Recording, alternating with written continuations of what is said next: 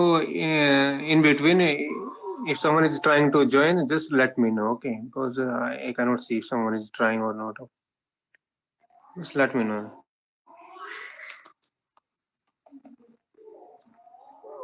Okay.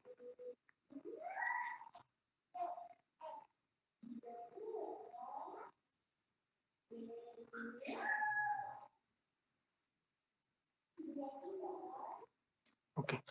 So, welcome everyone. So, it's our 7th or 8th seminar, I think, in continuation with the last 6-7 seminars. So, today I'm going to present a paper. The paper reference is given over here. The titration of 4 application factors is essential for Xenopus laevis mid-blastula transition. Okay. This is the reference for the paper. So, I'm going to present this paper in a simplified view. Okay. So, before going deep into the paper, let's see the embryonic development of Xenopus laevis. What happened? Wait.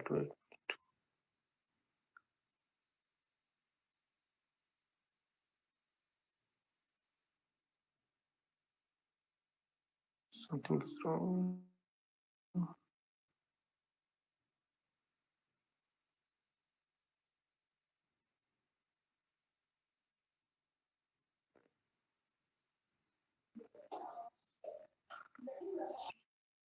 Something wrong with my laptop. Oh, yeah. So, being deep into the paper, let's see the overview of embryonic development of Xenopus laevis. Okay.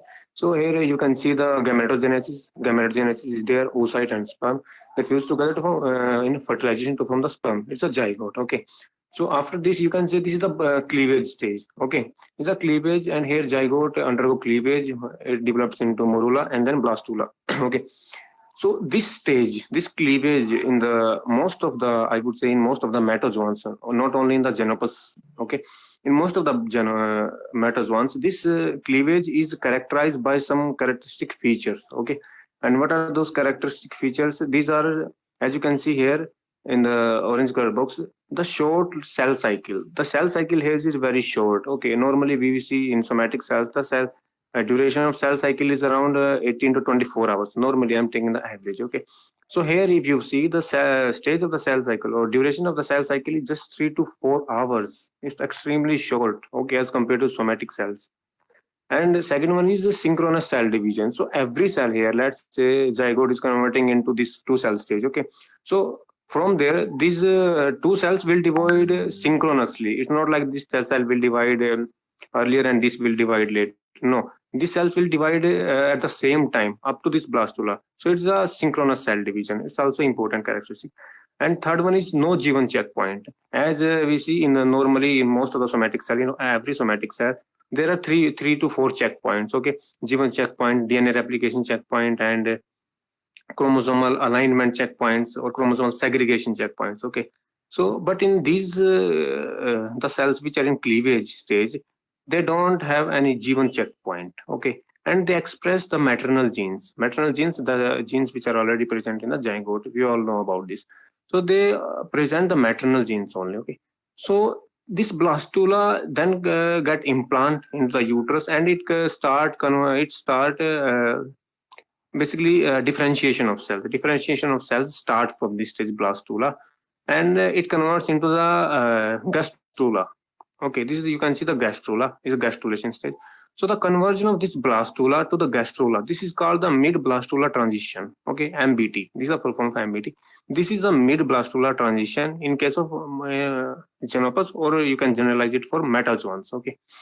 Then this gastrula, from this gastrula, the cells start to migrate. As you can see, the organogenesis start after gastrula. It's organogenesis. Okay, so there is a characteristic feature of these stages after blastula, and the feature is lengthening of the cell cycle. So basically, cell cycles start to lengthen. Okay, after each cell cycle, let's say the initial cell cycle is, as we have seen, 3 to 4 hours. After blastula, the cell cycle will start increasing after mid blastula transition, basically. So, and the lengthening of that cell cycle can be up to 20 to 24 hours. That can be maximum 24 hours. Okay, and cells will start dividing asynchronously. Okay, now there will be no more synchronous of the cells. Cells will no more divide synchronously. They will start dividing asynchronously. Okay, and then the cell cycle checkpoint activation. This is basically in this presentation I will always talk about the G1 checkpoint. So here from this stage cells start to show the G1 checkpoint. Okay, so it is also a feature. So this is basically the overview of the embryonic development of Xenopus laevis. We will not focus on hatching or these gonads or immature larvae. We will just focus on this mid blastolar transition. Okay, then now the question here is what are the factors which are responsible for elongation of the cell cycle? As you see, after mid blastolar transition cell cycle is lengthening. Okay, cells are entering into asynchrony. Okay, basically cells are dividing asynchronously after mid blastolar transition, and cell cycle checkpoint is activating, basically G1 checkpoint. We will talk about G1 checkpoint. So what are the factors that are responsible for these changes? What are the changes that occur in the mid blastolar transition which further are responsible for these changes? And also these three are not the only changes like elongation of the cell cycle, asynchrony among cells, or cell cycle checkpoints. There are many other intrinsic changes within the cell. Okay, so these are the increase in the nucleocytoplasmic ratio. As you all know, zygote is rich in cytoplasm, but there is only one nucleus. So nucleus to cytosol ratio is very low in case of zygote. But as zygote divide by cleavage, then nucleus to cytoplasm ratio it start decreasing. Sorry, it start increasing. Okay, and second one is the depletion of cellular nucleotide pool. Okay, so nucleotide, as you know, the DNA replication will be very fast because cell cycle is only 3 to 4 hours. Okay, so cells will consume the nucleotides very rapidly. So the nucleotide pool of cell nucleotides it will start depleting. And the third one is, and this is the most important one, asynchrony in the DNA replication events. Okay, asynchrony in DNA replication events means if we think that why cells are dividing asynchronously after mid blastolar transition, so we can trace that event to this third point, that they are dividing asynchronously because DNA of those cells it start replicating asynchronously. Okay, so basically if two cells are coming from one cell, so the DNA of those two cells will not replicate at the same time, so it leads to the asynchrony in them. Okay, so this is a DNA replication. Asynchrony in DNA replication is very important. And fourth one is a cell cycle move, basically cell movement. As you know, cells move from one place to another place to form organogenesis, to undergo organogenesis. So what are these are the factors, basically these are the phenomena these are the events which takes place after mid blastolar transition. But what are the factors which are responsible for? So for in this paper they hypothesized that the possibility that a replication factor themselves might be important regulator of cell cycle duration during development. Okay, why they hypothesize this idea? Because they see that DNA replication events they are getting asynchronous. Okay, DNA initiation is asynchronous between two cells, so that is leading to the asynchrony in their cell division cycle. Okay, so they hypothesize that cell cycle replication factors which replicate DNA, they might be responsible for this asynchrony. So this is the strategy followed by them. Basically, they measure the replication of licensing factors. So basically, licensing factors we will talk in next slide. What are licensing factors? So they measure the abundance of replication licensing factors at different stages. Okay, and they measure the bound as well as unbound form of these replication factors. Second one is they performed overexpression studies of these replication factors, and they performed the knockdown studies as well. Okay. So before going deep into the replication factors, now we have one more screening slide basically. So how DNA replication occurs in the cell? As we all are well aware of this event, but still for the clarity, As you know, this is the origin again. This is the ORC, origin recognition complex. Okay, so origin recognition complex is present on this replication initiation site most of the time in the cell cycle. Okay, except in metaphase. Basically, it will be present in G1, it will be present in S phase, it will be present in G2, but not in M phase. Okay, so it is present most of the time at the initiation point. Okay, but CDC, what is the factor CDC? It's the DNA initiation factor. This CDC binds to it, recognize this ORC, and it binds to the ORC. Then there is one more hexamery complex. We call that MCM227. Basically, mini chromosomal maintenance factors. Okay, MCM227. These are 6 factors. So, what is the importance of CDC here? Basically, CDC recognizes at the one end, it recognizes the ORC, and on the another side it will recognize this MCM 227 complex, okay, with CDT, with bound CDT. Okay, it means CDC, it recruits the MCM 227 to the ORC. Okay, it means MCM, if CDC6 is not present in the cell, MCM 227, this complex cannot be recruited to the ORC and DNA replication cannot initiate. Okay, so all these things, these takes place in G1 phase itself. Okay, these are the G1 phase, and these are some important events which takes place in G1 phase. So these all things, this takes place in G1 phase. After this, after the loading of this MCM2, there is in S phase. What happens in S phase? In S phase, basically, CDC45 and GINS. GINS is basically a complex. It is a complex of proteins. CDC45 and GINS. They are further loaded into this complex. So this is the ORC1 to 6, MCM2, and CDC6 and CDT1. This is the pre-replication complex. Up to this, this is the pre-replication complex. Okay. After this, what happened in S phase? The CDC45 and GINS, they are further loaded into this complex, this pre-initiation complex. As you see, CDC45 plus GINS, they are further loaded into pre-replication complex to form pre-initiation complex. Okay, so they form pre-initiation complex. So now this is the pre-initiation complex after addition of this. But pre-initiation complex itself is not the active replicase in cells. Okay, what needs to make it active replicase is the action of these two enzymes. These are the S phase CDKase, cyclin dependent kinases, and DDKase. Okay, DDKase is basically a complex of two proteins. So when these proteins phosphorylate these MCM2,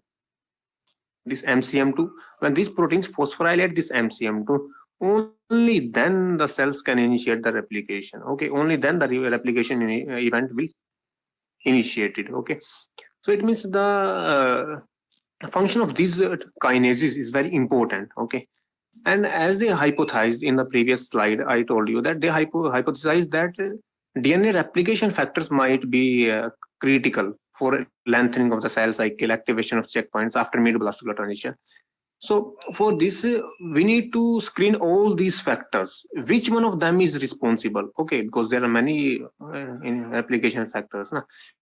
So which one of them are responsible for this mid-blastocular transition or lengthening of the cell cycle, those events? Okay, so now we will screen them one by one. Let's see. So these are the candidate replication factors.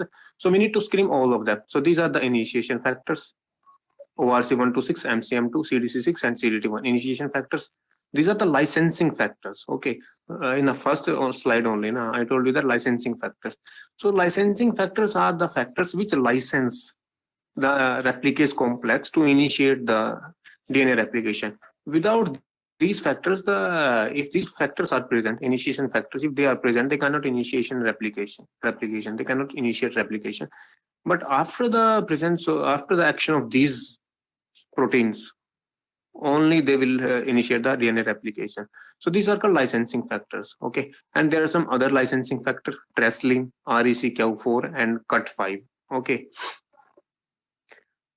so these are the candidate replication factors. So we have to screen all of them. So let's start our screening. Okay, so First, we will screen the replication initiation factors. Okay, initiation factor. We all know these are the initiation factor: ORC1, sorry, ORC complex, MCM, CDC6, and CDK2. Okay, no, sorry.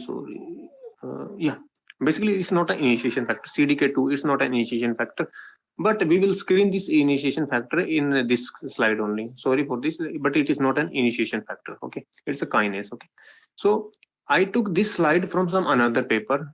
Basically, it's not a part of my original paper. I took it from another paper. In this paper, they have screened these complexes, and they found that these complexes are not limited. Okay, they are not limited. So how they did that?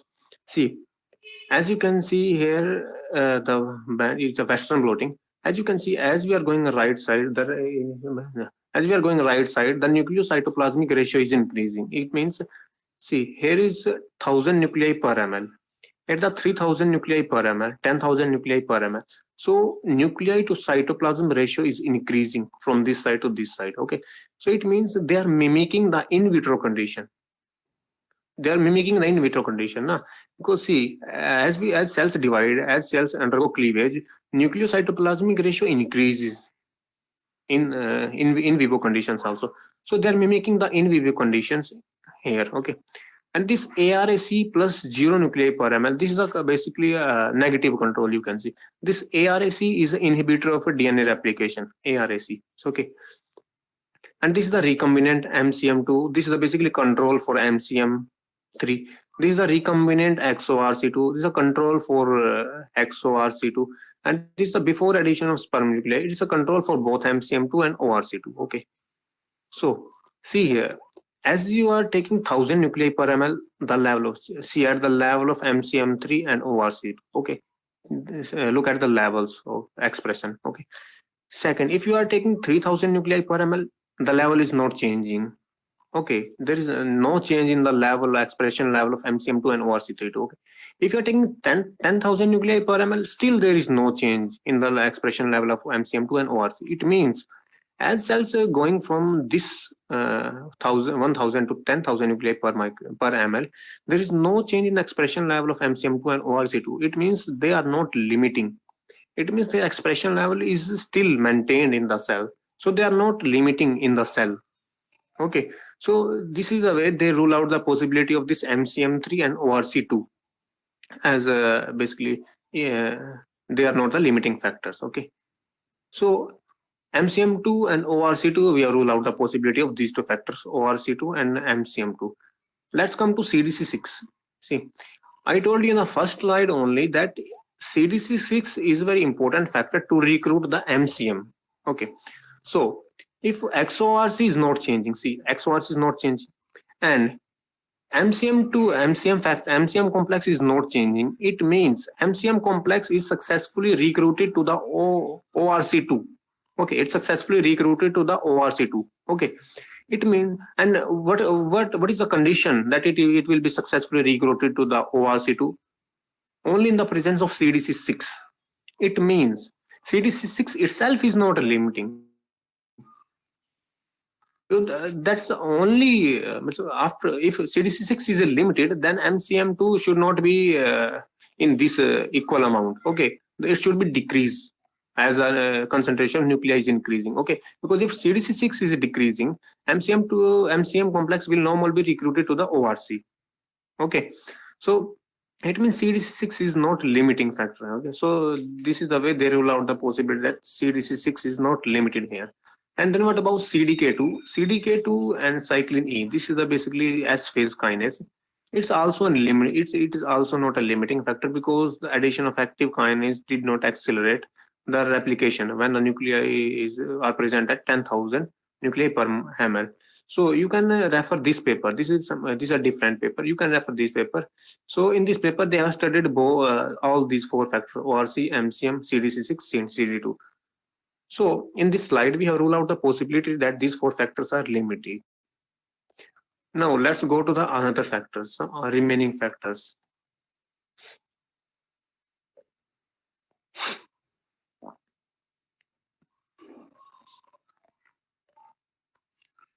So in this slide, these are the remaining factors. Okay, we have eliminated the initiation factor. Now we will come to the licensing factors. Okay, and among these licensing factors, they have selected the Treslin, REC-CAV4, CUT5, and DRF1.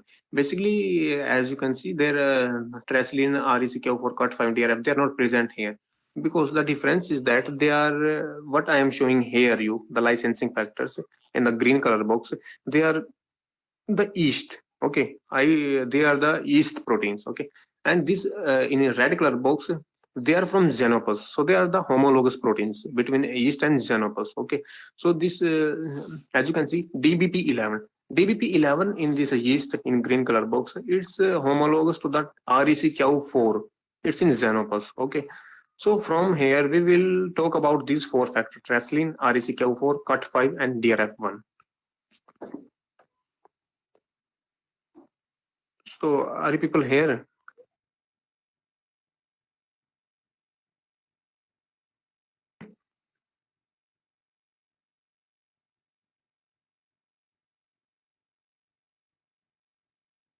Sorry.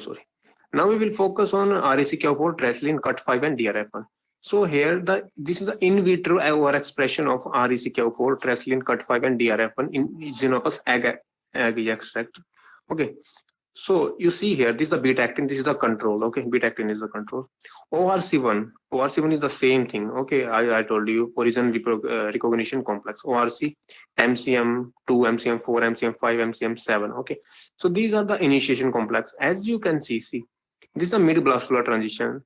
This is the hours post fertilization. So it's the 4.5 minutes after fertilization, 5 minutes, 5.56, 6.5. 7.58. So as you can see, as cells undergoing mid-blastular transition, the level of expression level of this MCM2 and ORC is not changing. Okay, yeah, MCM2, MCM5 for MCM5, it's very light up to 4.5, but after that it's good. Okay, so the level is not changing for these proteins. And also for PCNA is basically proliferating cell nuclear antigen. Okay, it's basically similar to the beta subunit of E. coli DNA polymerase. Okay, it's increased the processivity of DNA polymerase in eukaryotes. So PCNA is also not changing, but as you will come to the REC-CAV4, Treslin, CUT5, and DRF1, the level is changing. For REC-CAV4, it's not so significant change, but Treslin, CUT5, and DRF, as you will see, at the 8th stage after mid-blastular transition, the level is very low. Okay, it means the level is changing. Okay, or here is the quantification data for the same factors.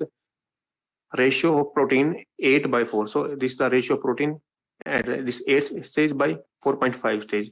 8/4 our post fertilization. It's in percent. Okay, so see, PCNA is not at all changing. Okay, so here the PCNA will be 100%. Okay, between 8 and 4.5, between 8 and 4.5, PCNA, as it's not changing, it will be 100%. So you can see the expression level of this is nearby 100%. Okay, above 19, so it's nearby 100%. But the expression level of these four, REC-CAV4, Treslin, CUT5, and DRF1, it's changing. So there's a great change. There is a great level of change in the expression level of these four proteins. Okay, so from this we can conclude that these factors are limiting after mid-blastular transition. So this on the previous slide I showed you the protein expression level, but here we have shown the mRNA level of those factors only. So it's the mRNA level at stage 10 by stage 1. In the previous slide, it was stage 8 by stage 4.5. Here is stage 10 by stage 1. Okay.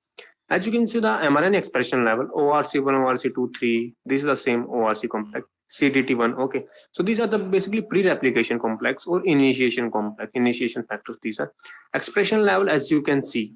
Okay. And these are the CMG, SLD5. These are the genes. Oh, sorry. These are the GINS. These are the GINS complex. Okay, GINS complex, SLD5, PSF1, PSF2, PSF3, and CDC45. These are the GINS complex. Okay, so for them also expression level is not so significant change. Yeah, although it is changing, but not so significant. But here, as you will see, CUT5, Treslin, REC-CAV4, and DRF1, it's very change. it's a great change in the expression level, in the mRNA level of these four factors. Okay, from here also we can conclude that not only the protein, but mRNA level is also changing. It's decreasing after mid-blastolar transition. Okay, so yeah, so basically it was in the previous slides, it was just a normal study. We are not overexpressing or knock down any factor, but here we are overexpressing some factors. Okay, so see here, this dark black line, you can see it is the expression level, or this is the nuclei per microliter on the x-axis. Here also the nucleocytoplasmic ratio is increasing. Okay, here the replication activity, they have showed the replication activity, that how DNA is replicating, how much DNA is replicating if factors are changing. Okay, so as you will see, when the nucleocytoplasm, basically only 400 nuclei are present, so replication activity is maximum. But as the number of nuclei is changing, or and by C ratio is increasing, the replication activity is decreasing. Okay, it's a decreasing. But this light gray line, I think this upper line, this upper line, you can see this light brown line. You can see this is the overexpression of these four factors. You see, these are CUT5, DRF1, RECK4, tracylin. They are overexpressed in this line. Okay, so what you can see at the 400, the DNA replication is higher than control. Okay, at the 800, it's decreasing. Basically it's increasing at 800. Okay, after 1600 it's a decreasing, 2400 it's a decreasing, 3200 is decreasing. But as compared to control, okay, as compared to the control, the replication activity is much higher in overexpression samples. Okay, these are overexpressed, so replication activity is much higher in these things. Okay, so from this also we can conclude that these four factors are limited, or they are the responsible for decrease in the for these are the they are responsible for asynchrony in DNA replication. Okay, because the activity is decreasing. Okay, and they are also limited for the increase in the cell cycle. Okay, because if DNA replication is increasing, the time taken for DNA replication is increasing, cell will take more time in S phase. Okay, if they are taking more time in S phase, the whole cell cycle, the duration of complete cell cycle will increase. Okay, so from here we can conclude that, again pointing to the limitness of these four factors. Okay, so here is one slide. So as we have seen in the previous slide, the expression level of those four factors is changing, it's decreasing. But the question, one more question is it decreasing only in the cytosol, or is it decreasing in the chromatin also? So basically, is it decreasing in the cytosol? Basically, only the soluble part decreasing, or the decrease in the level of these four factors has any effect or chromatin or not? So basically, here they did the three.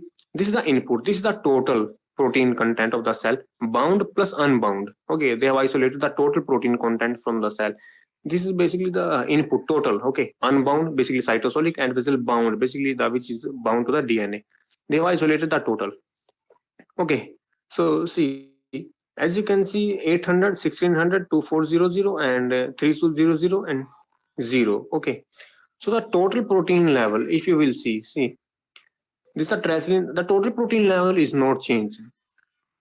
Okay, if you will see the total protein level, and this is the 0. These are controls, histone S3 and ORC, these are the basic controls. But if you will see the unbound or chromatin or bound chromatin, this is basically chromatin bound protein. So if you will see the unbound protein, it means the cytosolic. So see, for DRF, tracylin, CUT5 and RECK4, it's decreasing. You see at the 800, at 1600, 2400, 3200, and it's a 0. 0 is basically no nuclei. Okay, there is no nuclei over here. So means the whole cytosol part is loaded in this wall. There is no nuclei here. So 0 is a nuclei per microliter. Na? So 0 nuclei per microliter. There is no nuclei per microliter over here. Okay, so the whole cytosol part is only there. So it's a decreasing. Unbound form is decreasing. Okay, for these four factors. And chromatin, for bound also, as you can see, there is no nuclei, 0 nuclei. It means there will be no band. Okay, there will be no protein, because here we are taking only the bound chromatin. So for them, for bound also, as you can see, RECK4, CUT5, tracylin, and this DRF1, they are decreasing. Okay, see, as you can see at the 3200, only the very little expression, very light bands. I would say there is no band over here. Okay, so but ORC and Astron S3, see, there is no change. For ORC3, origin recognition complex, ORC2, and histone S3, there is no change. Yeah, in fact, at this there will be no protein because we are not adding any nuclei here. Okay, and we are testing it for nuclei chromatin only. So from this also we can conclude that these four factors are limited for DNA synthesis rate. Okay, and they are limited to the chromatin. Okay, it means they are not accessing. Okay, they are getting limited. They are getting limited to the chromatin itself. It's not like they are getting limited only to the cytosol. No, they are getting limited to the chromatin also. So that results to the uh, asynchrony in DNA replication or increase in the cell cycle. So, and here is very interesting thing. Na? Here they were overexpressed in vivo. In the previous slide, they were overexpressed them in vitro conditions. Okay, in vitro by using plasmids. Okay, they've expressed them in vitro conditions. But here is the overexpression in vivo conditions. Okay, to basically okay. So this here you can see this is the one cell stage. This is the zygote, as you can see in figure B. This is the one cell cycle. At the stage 8.5 or at the mid blastola transition, see, at the one cell stage, you have inserted the mRNA of these four factors to overexpress them. Okay, you have inserted the mRNA at the animal pole. Okay, at the one cell stage. After 8.5, you cut down these cells. You cut down these cells and you put them cells in this plate. This is basically a glass plate or it's basically a glass plate. Okay, we will see in next slide why they put this in a glass plate. Okay, and this plus IDU, this is basically the iododeoxyuridine. This is the iododeoxyuridine. It's a radio labeled, I think, fluorescence labeled iododeoxyuridine. Okay, so we will see what's the importance of adding this IDU. Okay, so to confirm this overexpression that the mRNA that we have inserted, it's overexpressing. They did the mRNA injection and did the Western blot for the proteins. Okay, as you can see in the control, only water was added. Okay, so at the one cell stage, in one cell they have added the water, and another cell they have added the mRNA of these things, and then they do the Western blot. So this is a control. This is a normal expression level of these four factors, and here you can easily see the overexpression is working. Okay, see the dark bands, you can see the dark bands. Okay, Treslin, RHK4, DRF1, confine, and beta actin is control. Okay, so overexpression is working. So they have basically proved that our overexpression is working. So here in this slide, you can see at the upper side. In this slide, you can see in the upper side the mRNA injection. And I told you in the previous slide, they cut down the cells from that at the 8.5 cell stage. Okay, they cut down the cells and they stretch them on glass plate with the addition of IDU, iododeoxyuridine. Okay, so why they spreaded them on the glass plate? Basically, after spreading them on the glass plate, they look at the chromatin of these cells. They look at the chromatin of these cells. See, this is the control.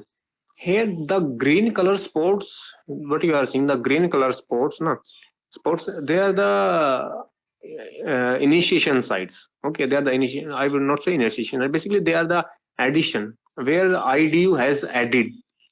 So basically, where cells has inserted the IDU, iododeoxyuridine while replication. Okay, it means this you can see two green lines in the for control one. So you can see these are the two initiation sites, and one initiation site is there, another initiation site is there. Okay, so these green colors are the IDU where cell has inserted the IDU, and this red color, you can see the red color is spreaded all over the picture. So this red color is the DNA only. Okay, so you can see the green spots on the red spot. So basically the green spots are IDU and red spots are DNA. But In the second picture, you can see CUT5 DRF1 RECK4 and TRACLIN. In this, you can see there is a difference between these two. See, what you will see, the green spots are also there. Okay, here also green spots, but see, this is the gap length. So this is the one initiation site here. This one is the one initiation site. This one, and this one is the another initiation site at this side. This one is the another initiation site. Okay, so you see the difference between the two sides. So it's the gap length. Okay, so this gap length is and in these cells, in this overexpression, you see the gap length is decreasing. See, the gap length is very low. Okay, in the overexpression ones, but the track length. See the track length. This is the track length. So basically, once the polymerase has started replicating, initiating, once the polymerase has initiated DNA replication from this point, after that, the point where it is ending, this is the track length. So means DNA replicates has replicated this much of DNA without falling off. This is a one go of the DNA replication. Okay, so this is the track length. So see here the track length is not so much changing. Okay, so see this track length, this one is the track length, and this one is the track length. Okay, so if you will see these figures in quantitative forms now, then it will be very clear. So see, just focus on the second one in the figure. C, focus on the second one now. Here they have shown the average track length. Okay, this is the average track length.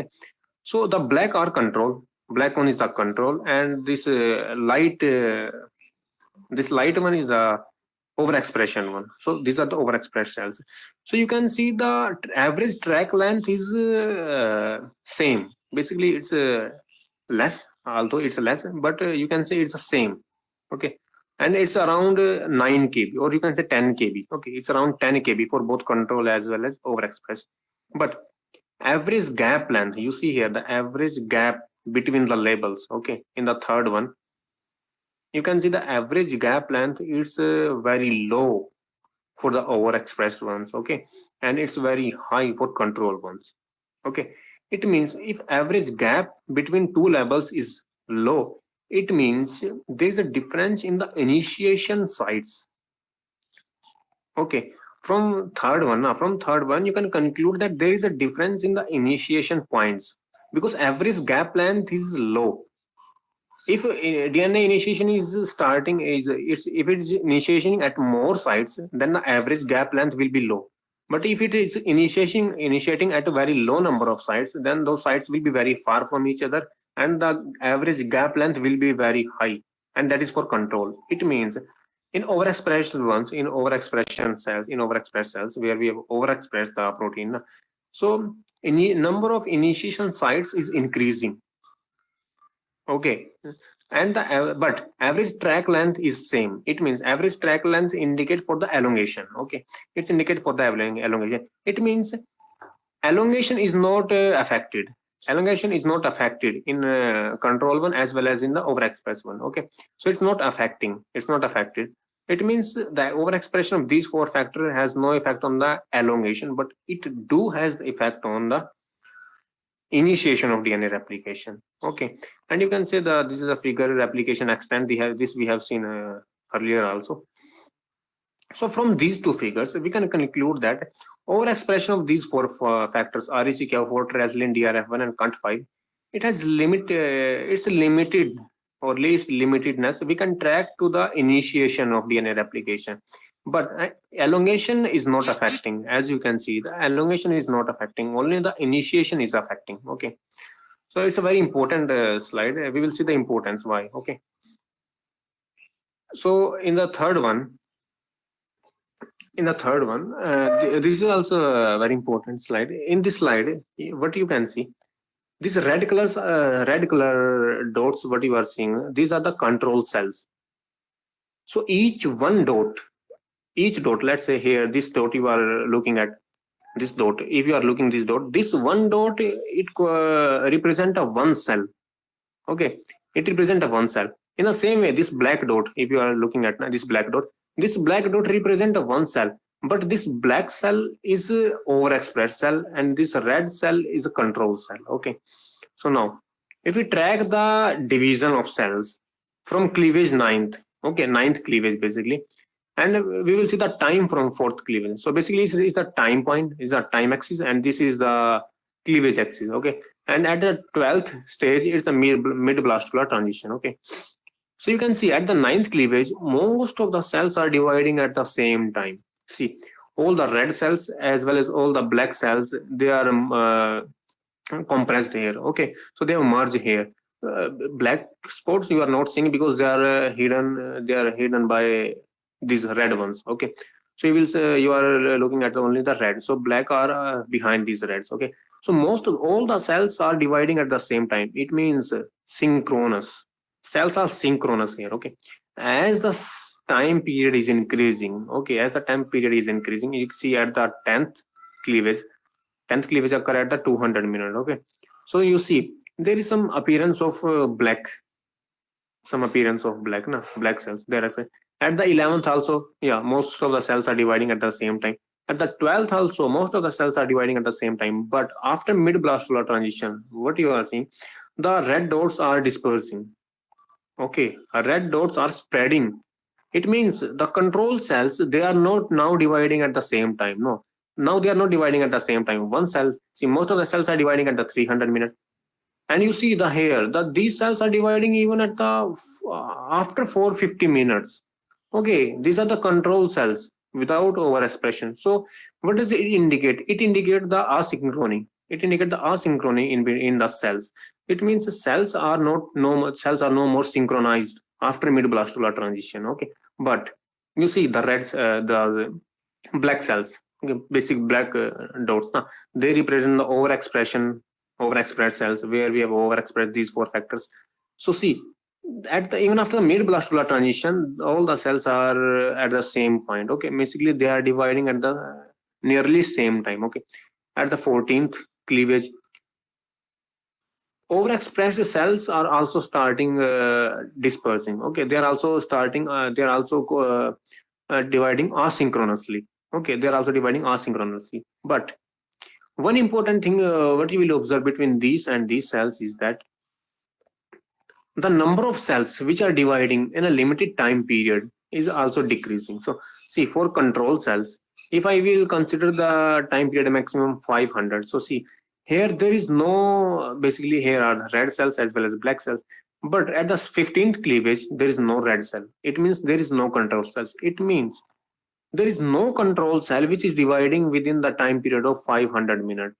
Yeah, red cells are at this fifth cleavage, red cells will be there, but they will divide after 500 minutes that we are not measuring. It means they are going beyond our time period, beyond our time limits. That's why there is no red cell over here. Okay, and here also 16. It means, see, this graph shows clearly that cells are getting asynchronized after 12th, but asynchronous is more in case of control as compared to the overexpressed one, where we are overexpressing these four factors. Okay, so this is the conclusion from CUT5, DRF1, RECQ4, and TRESLIN. These four factors, they affect the length of the cell cycle, or basically they are responsible for asynchrony. Their level is decreasing after mid blastular transition. That's why the cells are getting asynchronized. Okay. So now this is the knockdown studies. This was the overexpressed studies. In the previous two slides, we saw the overexpressed studies. Okay, but here we will look for the knockdown studies. Okay, so for knockdown, as we studied in the basically more bio class, there are two ways which we studied: CRISPR-Cas9 as well as miRNA. Okay, but here what they have used for knockdown, they have used morpholinos. Okay, these are morpholinos. Morpholinos are nucleic acid analogs. Okay, they are same as the miRNA. Okay, but what is the different in the miRNA and these morpholinos? The sugar in miRNA sugar is ribose. We all know. Okay, ribose. Okay, and the backbone is phosphate backbone. But in the morpholinos, the phosphate backbone and sugar, ribose sugar, they varies. Okay, so they're different in these morpholinos. Otherwise, they are similar to the nucleic acid miRNA. Okay, So as you can see in these knockdown studies, it's clear that see at the stage 7, this is a 100 nanogram of coke. This is a controlled morpholino. Basically, it's not causing any what you see knockdown. Okay, because it's controlled morpholino. Okay, but here we are inserting 25 nanogram morpholino for each factor, each 4 factors. See, for here we are inserting for cut, COT5, DRF1, Treslin, REC. We are inserting 25 nanogram of morpholino against these 4 factors. Okay, so see, at stage 7, you can see them, more or less they are similar. But after stage 7, you can see the difference in the shape as well as some morphology. Okay, of these 4 gastulas. Okay, at stage 26, as you can see, the tadpole in the control, the tadpole is almost developed. Okay, but in this case, you can see the tadpole is not developed. Okay, is not well developed, or its development is hindered. Okay, so what we can conclude from this study, we can conclude that knockdown of these 4 factors also basically it's showing the physiological significance of these 4 factors. So basically knockdown of these 4 factors also it's affecting the normal development of the organism. Okay, so yeah, and they are inserted at the same time. Okay, these morpholinos, they are inserted at the same time, and here you can see the western blot of these western blot between this control and these morpholino is basically to confirm the morpholino that yeah, our my morpholino is working or not. Is it really making the knockdown or not? So here you can see it's a control basically. Okay, in control the level expression level is normal. Okay, expression level is normal. Okay, but here in this mix is basically where we have added the mixture of these morpholinos for each 4 factor. So here you can see expression level is decreasing for cut5, for DRF1, for RECQ4. For Treslin, we cannot see, but I will explain why it's not there. And this is beta-actin. Beta-actin is a control basically. See, for Treslin, why there is no band over here? Because see, you see the control expression level of this Treslin. Okay, it's very little. Even the control expression level is very low. So if we will add morpholino, the morpholino will inhibit this level itself. Okay, and then expression level will be very negligible. Maybe it's not in the range of quantification. Okay, we cannot quantify that. We always talk about sensitivity of method, our Western blotting. Okay, Treslin is there, but its expression level is being made so low by this morpholino that we are not able to detect this Treslin. Okay, that's why there is no band over it. But from this Western blot, we can conclude that yeah, our knockdown experiment is working. Okay, and from this experiment, we can conclude that yeah, the normal expression level is very important for normal morphogenesis or normal development of this larva. And this one is the last figure, and maybe these are very important. So this is showing the physiological significance. So basically, if I am saying that yeah, after mid blastula transition, the expression level of these 4 factors which we are talking about is decreasing. Okay, so if I am saying that, if I say that yeah, if it's decreasing and cells are getting asynchronized, okay, what if I will express these 4 factors? Then the cells will undergo normal synchronous division. Okay, so basically this is a useful and it's an advantage of the overexpression, and cells will divide at a normal time period. Okay, they will not take so much 20 to 24 hours, but there is a physiological significance of decreasing these factors, and that significance is shown here. Okay, so you see this is the control. We have not expressed any, we haven't knocked down anything. This is the control, and you can see here out of 200 embryos, 191 embryos, they are successfully developing into embryo. Basically they are successfully crossing the stage 17. Okay, successfully 191 are successful out of 200. Okay, in the next one you can see this is the cut5, DRF1, RECQ4. So this is the overexpression of these 4 factors. Okay, see in previous slides we have seen that overexpression will increase the synchronous, it will make the cell synchronous. Okay, it will decrease the time duration of the cell cycle. Okay, it will increase the DNA replication initiation events. Okay, but what is the physiological significance of decreasing it in under in vivo condition? Why cells are not expressing it at the higher level so that they can divide easily, or at the low time duration? There is physiological significance. So see here in this overexpression, you can see on there is no embryo which is crossing stage 17, or no embryo is successfully coming at stage 17. Okay, there is no embryo. So no one out of 200, no embryos, zero embryos are here. Okay, so you see this is the physiological significance. Why cells are normally decreasing? Why this level decrease during the normal embryonic development? So see, if I am saying that overexpression of these four factors is lethal for the normal embryo development, then if it is a true, then the knockdown of these four factors should rescue these embryos. Okay, it should rescue these embryos from dying. Na? If it, the knockdown of these four factors, it should rescue. Okay, so for before that, let's see one more figure. So this is the CDC6. CDC6, as we have already seen, CDC6 is an initiation factor which recruits MCM2 to the ORC. Okay, if CDC6 is not there, MCM2 complex will not be recruited to the ORC and the DNA replication will not initiate.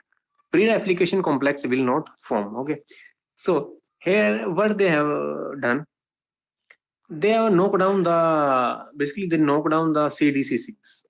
Okay, they knock down. They have knocked. Then they have knocked out it. They just knock down the level of this CDC6. Okay, this is the morpholino for CDC6. As you can see, this is a beta. So when you knock down the CDC6, embryos are developing. Okay, they are undergoing normal development, but not same as the control. Here 191 embryos are developing. Here only 162 embryos are developing. Okay, so and see, this is a knockdown. This is knockout. This is knockdown. Okay, in knockdown, yeah, cells will divide, but they will take so much time. They will take a lot of time. Okay, because if less CDC6 is available, low number of initiations will occur, but initiation will occur. It do occur, but very low number. So okay, so to replicate the whole genome, cells will take long time. Okay, but they will divide, they will replicate. So that's why the embryo will develop, but they will develop they will develop in long time interval. See, now the fourth one, this is the concluding figure of this whole slide. See, if you are overexpressing these four factors, okay, as you in this slide, you are overexpressing and no embryo are developing out of 200. But if you are overexpressing these four factors with the knockdown of CDC6, so basically you are doing two things here. First, you are overexpressing these four factors and you are knocking down CDC6. Okay, so see, one thing, CDC6 is decreasing the initiation. Okay, CDC6 is decreasing the initiation, and CUT5, DRF1, RECK4, TRESPIN. These four factors, they increase the initiation. Okay, so why cells are dying here? Why embryos were not developing? Because these four factors have initiated the DNA replication at much higher level.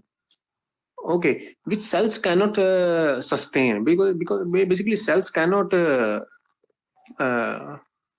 provide. Yeah, you can say that cells cannot proceed. The nucleotide pool is limited in every cell. Okay, if the initiation events are more than normal level, the nucleotide pool will exhaust. Cell will exhaust its all nucleotide pool. After that, cells will no longer be able to replicate the DNA. Okay, and if let's say the nucleotide pool has exhausted in between any initiation events, then cells cannot divide. Okay, they will not divide because the replication hasn't completed. Why it hasn't completed? Because DNA nucleotide pool is limited. And why it is limited? Because more number of initiations have started due to the overexpression of these four factors. Okay, so no embryo will develop. But here, see, if you are knocking down CDC6, it means CDC6 will decrease the initiation events. I told you now that CDC6 will help in the initiation. If there is no CDC6, no initiation will occur. But here we are knocking down the CDC6. It means the number of initiation events will decrease. Okay, and this decrease in the initiation level will provide the nucleotide for those initiations which have already started. Okay, So it means CDC6 here is antagonizing the effect of CUT5 DRF1 RGK4 tracylene. Okay, these four factors, they uh, basically they initiate the higher initiation events, they initiate. Okay, but CDC6, it suppress the initiation events. Basically, we are knocked down as we are knocking down it, so we are suppressing the initiation events, and then you can see the 76 out of 276 embryos are developing. Okay, so from this you can conclude, or we can see the physiological significance why cells find this way of decreasing these initiation factors or licensing factors. Okay, so these are physiological significance of decreasing the level of this uh, uh, licensing factor. Okay, so this is the model, this is the model they have proposed, this is the final model what they have proposed. So see here, you can see in early embryonic divisions, the inter-origin distance is very low. Okay, inter-origin distance is very low, but as the number of nuclei to cytosol ratio is increasing, as nuclei to cytosol ratio is increasing, after that you can see the inter-origin distance is very high. Okay, if inter-origin distance is very high, it is very, basically it's very far, to initiation sites are very far, so it means the less number of initiation sites are there, that's why the inter-origin distance is low. Okay, so in this case the cells will take more time to complete the DNA replication. And if they are more time, if they will take more time to initiate the DNA replication, the duration of cell cycle will increase. It increase from 4 to 5 hours to 20 to 24 hours in somatic cells. Okay, and see here there is one more thing, nucleotide depletion. See, as the N by C ratio is increasing, okay, so nucleotide depletion can also occur, and nucleotide depletion can result in the CHK1 activation. This is the point I told you that in embryonic divisions there is no G1 checkpoint. Okay, but in somatic cells there is G1 checkpoint. After mid blastolar transition, cells acquire G1 checkpoint. How they acquire G1 checkpoint? Because see, in after mid blastolar transition, the nucleotide level, the nucleotide pool of cells, of individual cell, it start decreasing. Okay, it start decreasing. Now if it start decreasing, the nucleotide depletion, it will activate a CHK1 activation. Basically CHK1 is a checkpoint kinase 1. Okay, checkpoint kinase 1. Checkpoint kinase 1, it's basically it is related to the ATR. We all have learned about ATR basically DNA damage checkpoint uh, protein. Okay, basically it repair the double strand break in DNA by homologous replication, basically homologous recombination. So it's associated with this, with that ATR, this CHK1. If the CHK1 is activated due to the nucleotide depletion, CHK1, as I told you, is a checkpoint kinase. So it's a kinase. So it will phosphorylate this CDC25. So it will phosphorylate the CDC25, and the phosphorylated form of this CDC25, it is degraded by SCF complex. SCF complex is basically an ring type E3 ligase. Okay, it's a member of Culin family. Basically, Culin CRL. It's a member of CRL family of ring E3 ligases. So this CDC phosphorylated form of this will be degraded by SCF complex. Okay, and the substrate recognition factor will be, I think, CDC. Sorry, G. It will be CDC4 only, I think. I don't remember the substrate recognition basically substrate receptor for that SCF complex. Yeah, but it will be degraded by SCF complex. So if it is degraded, and we know this is the phosphatase, basically CDCC25, it is a phosphatase.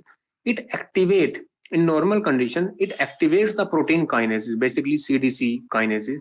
It activates the cyclin CDK complexes by removing an inhibitory phosphate from tyrosine 15. Basically, Y15. It removes a phosphate group from Y15, and that makes the CDK cyclin complex active, and that drives the cell cycle. Okay, but if CDC6, basically CDC25 itself is degraded, okay, so it will no longer be able to remove that phosphate group, and it will activate the CHK activation, or basically CHK will inactivate. And if CHK is inactivated, cells will either go to gap phase, or either they will move to apoptosis or any other pathway, but they will not divide. Okay, or unless this nucleotide depletion is complemented, or this nucleotide depletion is bring to normal level, cells will enter into the gap phase, or they will the S phase will get elongate in cells. Okay, because nucleotide depletion is low, so the S phase will be longer. Okay, so this is the overall model what they have proposed for this. And this is where I'm ending. This is the summary. Basically summary is yeah, basically summary you can read, but everything I have already explained. So DNA replication licensing factors play a major role in this. So they do so by virtue of their ability as well as their availability to license the DNA replication. Okay, so overexpression and knockdown studies have confirmed that licensing of DNA rather than its elongation is compromised in mid-blastola transition. Okay, so there is no effect on the elongation, but licensing or initiation is affected. Okay, so these are the four factors. So although the overexpression of these four factors, it can increase the DNA replication, or it can decrease the cell cycle time in vitro, but in vivo it's lethal to the embryo, or there is a physiological significance which we have already discussed in the previous slides. So this is a summary, and this is the end slide. So here my talk is ending my seminar. If you have any question, you can ask, or any suggestion.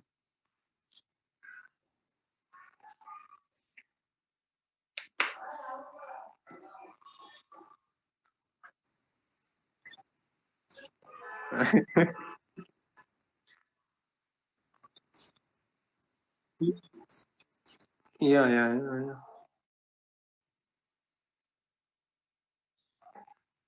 This slide.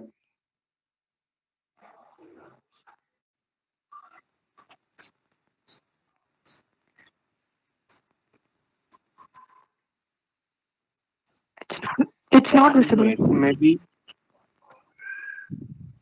Yeah, it's visible now. Yeah.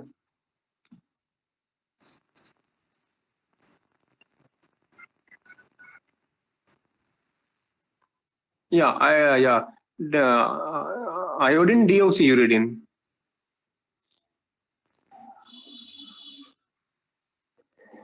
What you are asking? I'm not getting.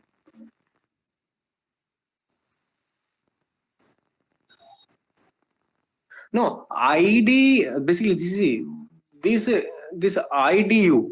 This itself is labeled. Iodine is attached with this, na. So basically, see. Usually, what we do iodine stain in gram staining also, na. So basically, when iodine is there, so it will give a color. Iodine itself, iodine itself will give a color.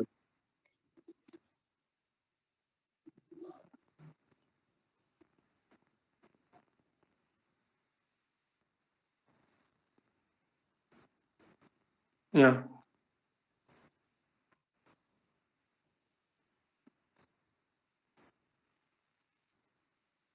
No, this is not. There is no difference staining. Only green and red are there.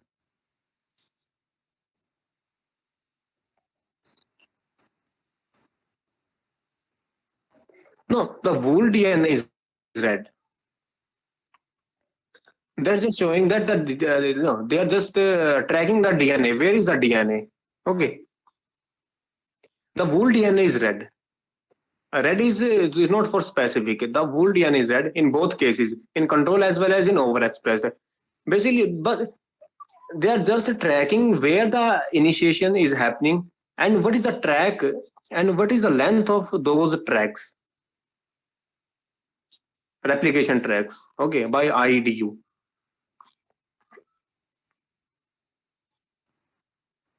Yeah. Yeah. Any other question for anyone?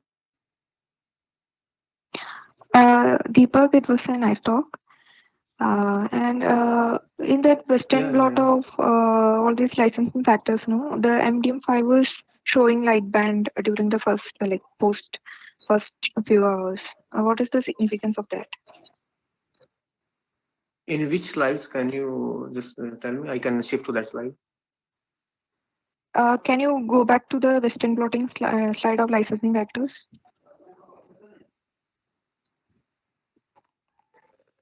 Of licensing factors. Okay, so should I go backward or forward? Go back. Okay, which one? Go back. No? The protein expression Okay, I'm this seeing. one.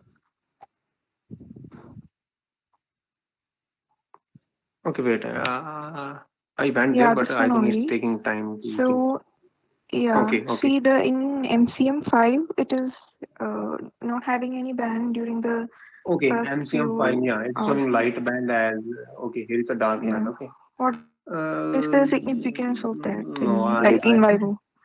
you know, in Vivo, yeah, basically maybe no, I don't know in Vivo significance of this. No, I don't know. Well, basically, the thing is, these all are part of a complex. Yeah, in MCM2 also you can see there is some Yes. variation. You know, there is some light thing over Yeah. here, and it's MCM5. In MCM7 also you can see the expression level at 7, Yes. 7.5, and 8 as compared to the 4.5. Yeah, it is And in increasing. It is. MCM4, yeah, in most of the cases it's increasing, but it's difficult to make comment for MCM4. Okay, but in MCM2, MCM5, and in MCM7, maybe the thing is that this wool complex is showing this type of behavior. This MCM, this wool complex is showing. Maybe it's not for just for the MCM5. This not only for Yeah. this single subunit. Maybe it's showing for the wool complex because you can see here, as compared to the sorry. So as compared to the 7.5, sorry, 7, 7.5 and 8, both see MCM2, MCM5, MCM7, they all are showing the basically more or less similar behavior. They are increasing. Okay, and in the initial their level is little bit low as compared to their higher level. Yes. So maybe this wool complex is regulated in the kind of way.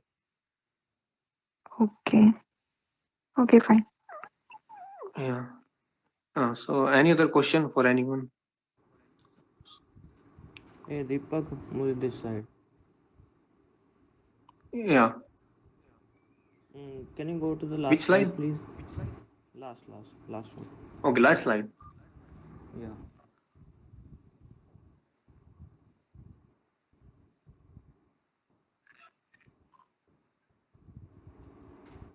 Yeah, this one.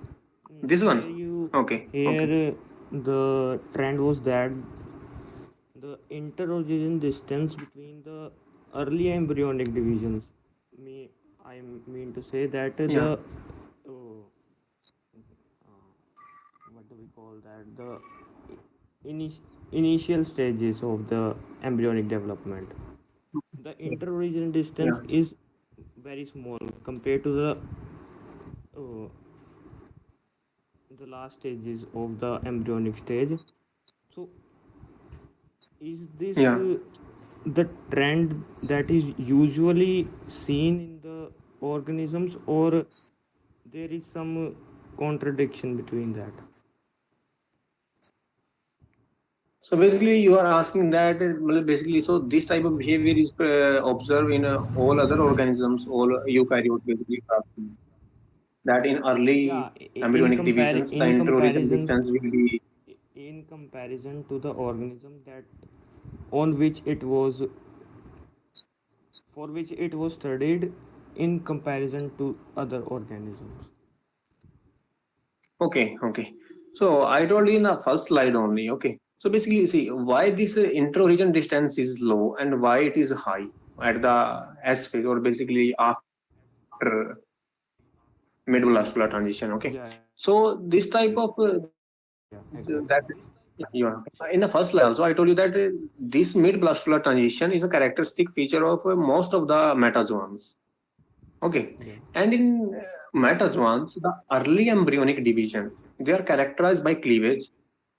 Okay, and after mid-blastular transition, the same type of trend is present in basically more or less same type of trend is present in all metazoans.